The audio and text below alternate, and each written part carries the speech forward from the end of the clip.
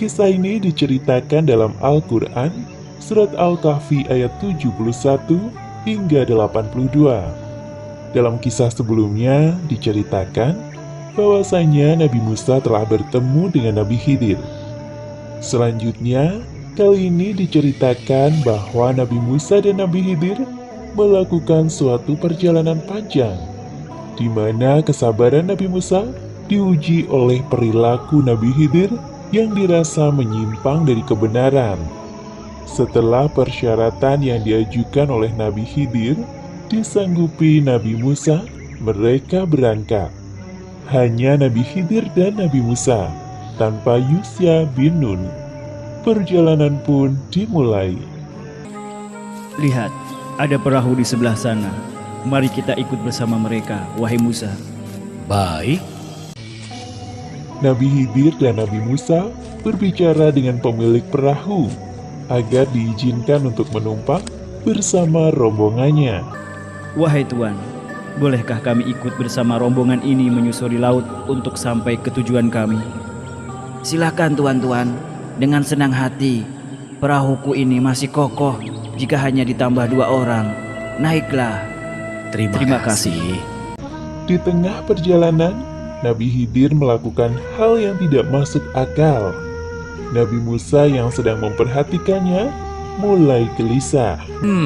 Apa yang dia lakukan? Bisa-bisa kita mati tenggelam di lautan. Tanpa bisa menahan emosi, Nabi Musa mengungkapkan kegelisahannya kepada Nabi Khidir dengan nada yang cukup tinggi. Wahai Khidir, mengapa kamu melubangi perahu itu yang akibatnya kamu menenggelamkan penumpangnya? Sesungguhnya, kamu telah berbuat sesuatu kesalahan yang besar. Mendengar tuduhan Nabi Musa, Nabi Khidir menghentikan aktivitasnya sejenak. Bukankah aku telah berkata, sesungguhnya kamu sekali-kali tidak akan sabar bersama dengan aku? Nabi Musa terdiam sejenak. Beliau teringat akan syarat yang diajukan oleh Nabi Khidir. Janganlah kamu menghukum aku karena kelupaanku. Dan janganlah kamu membebani aku dengan sesuatu kesulitan dalam urusanku. Wahai Nabi Khidir, maafkan kelancanganku.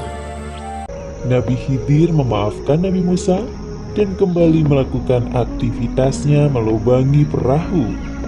Nabi Musa hanya memperhatikan dengan gelisah. Ketika tampak sebuah pulau, Nabi Khidir dan Nabi Musa turun dari perahu. Perjalanan mereka pun berlanjut ke sebuah daerah pemukiman penduduk. Nabi Khidir dan Nabi Musa berjalan sambil memperhatikan sekitar. Belum mereka jumpai seorang pun di negeri itu. Semakin jauh berjalan hingga sampai di daerah yang sepi. Wahai Khidir, mengapa kamu bunuh jiwa yang bersih? Bukan karena dia membunuh orang lain? Sesungguhnya kamu telah melakukan sesuatu yang mungkar. Bukankah sudah aku katakan kepadamu bahwa sesungguhnya kamu tidak akan dapat sabar bersamaku?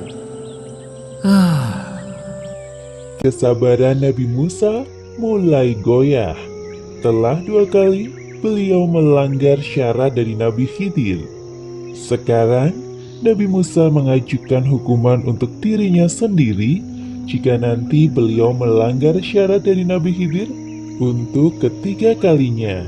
Wahai Khidir, jika aku bertanya kepadamu tentang sesuatu sesudah kali ini, maka janganlah kamu memperbolehkan aku menyertaimu.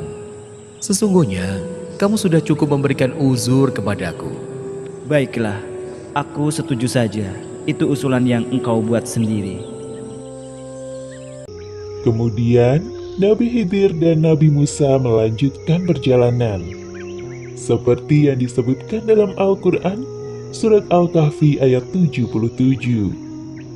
Maka keduanya berjalan hingga tatkala keduanya sampai kepada penduduk suatu negeri.